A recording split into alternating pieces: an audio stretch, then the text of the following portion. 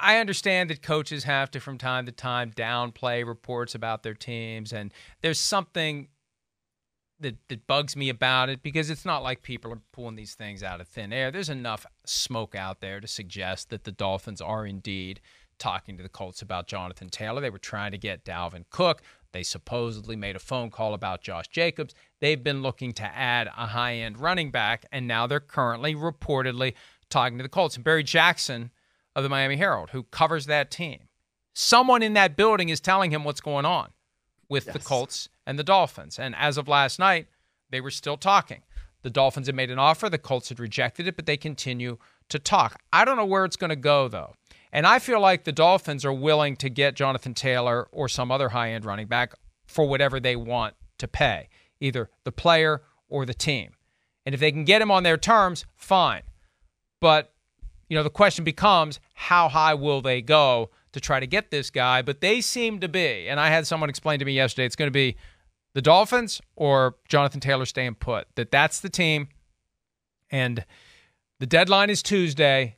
And we'll find out. But Mike McDaniel can say whatever he wants to say. And he's got a team, he's got a locker room he doesn't want to disrupt unnecessarily. But, it could be Jonathan Taylor is in. And who knows? Maybe Raheem Mostert goes to Indianapolis as part of that trade or some other running back. You've got a surplus already of really good running backs, and the Colts would need one to replace Jonathan Taylor. That may be part of this move, where one of the guys currently on the roster ends up going to Indianapolis to be the Jonathan Taylor replacement there. Yeah, that's what I like about Miami's stance, I guess, is that they want this running back on their terms, right? So it's not going to be something where they're going to overpay exorbitantly, and then you're going to be in a weird situation where it's like, well, why did we do this? I continue to think that this is not the right time for Jonathan Taylor deal. Even if I'm the Dolphins, and I know it's this and it's that, but Jonathan Taylor is, at least apparently, according to the Colts, and Shane Steichen said this earlier this week, he is not medically cleared. And we know that, at least when it comes to the roster, he's still on the physically unable to perform list. So in my mind, if I'm constructing a team and I'm going to go out and I'm going to get a premium talent, I want to make sure that that talent is very healthy and still able to play at the level that we expect him to play. And unfortunately, we don't really know where that is right now with Jonathan Taylor because he's not been on the field. And the last time we saw him, he was not playing at 100% healthiness, which nobody really does, but his ankle was very, very much impacting him. So especially when it's that running back position and it's that ankle and it affects you, I would want to know, is Jonathan Taylor really healthy? Right? And yes, there's going to be a physical if they would execute a trade and all that. But that's one of the things that would bear heavy on my mind is if I'm going to bring this guy into my building and potentially pay him a bleep ton of money because that's what he wants, then that's something that we really got to be sure of. And so that's why the Christian McCaffrey deal to me was really different for the 49ers last year. And I know there were a couple other teams that wanted to acquire him. But like, we'd seen Christian McCaffrey do the things that Christian McCaffrey does well. And he's coming off injuries, but he was healthy last year. He played very well. And then he gets traded midseason. In some ways, that would make more sense to me for a Jonathan Taylor deal. If he's out there and he doesn't want to come back or whatever it is, and we know that he's healthy and we know he's playing well, then maybe the Colts could get something for him at that point and he could go to a place where he really wants to be. But it's not a good time for this right now in my mind. Well, no, March was the time to do it. We said that from the get-go. There's too many moving parts. You're going to give the Colts something. You're going to pay Jonathan Taylor unless he's content to have his contract transferred as is, but it puts the team that acquires him in a spot then because they got him for $4.3 million this year. They got to do the franchise tag dance next year or sign into a long-term deal.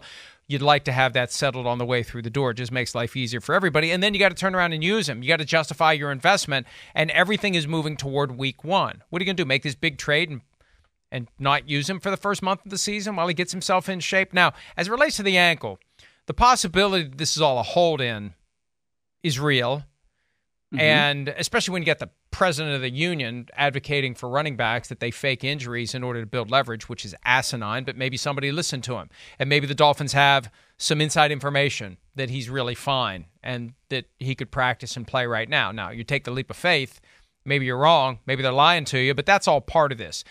it's a lot to happen in a compressed time frame. My theory continues to be the Colts authorized him to shop himself because they knew he wasn't going to get the kind of offer that he wanted. It reminds me a lot of what the Ravens did with Lamar Jackson, why they went non-exclusive franchise tag.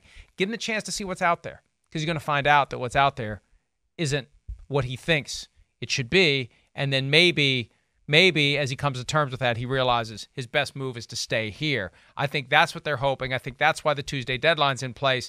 And I keep going back to, you got one of the best running backs in football available, 31 teams out there, and fewer than 20% of them picked up the phone to even call and inquire.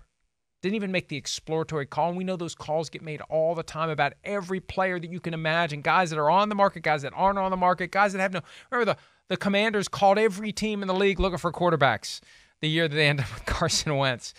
And so the fact that only 6 teams called, that just tells you where this is going. 2 teams interested. Mm-hmm. Now, Barry Jackson mentioned the Broncos and Bears on top of the Dolphins, but only 2 teams made real offers. And if they were real offers, if they were real good offers, they would have been taken. I just feel like this thing, unless Jonathan Taylor is hell-bent on not being there, and unless the Colts are applying the Mike Tomlin, we want volunteers, not hostages, and we're just going to take what we can get. Unless those 2 things are true, it's too much to expect to happen by Tuesday.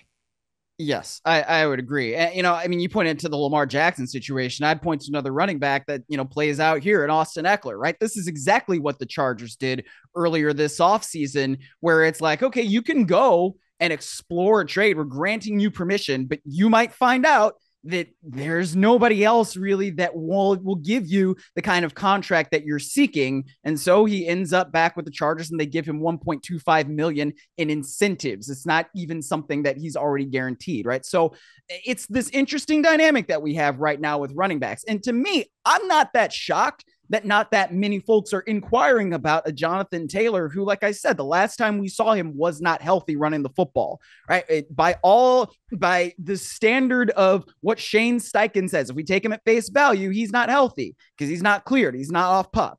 So just based on the way the rosters are right now, like that doesn't shock me, just that this running back that is really, really good is not necessarily making people want to fall all over themselves to get him at this point in the NFL calendar. Bottom line is this: we got to take a break. If you're a great running back, after your 3rd season, that's when you bring it to a head. In the offseason, 100%. You either get your contract or you demand a trade, and if that doesn't work, you hold out of training camp. Don't show up, hold out, stay away, and that forces the issue.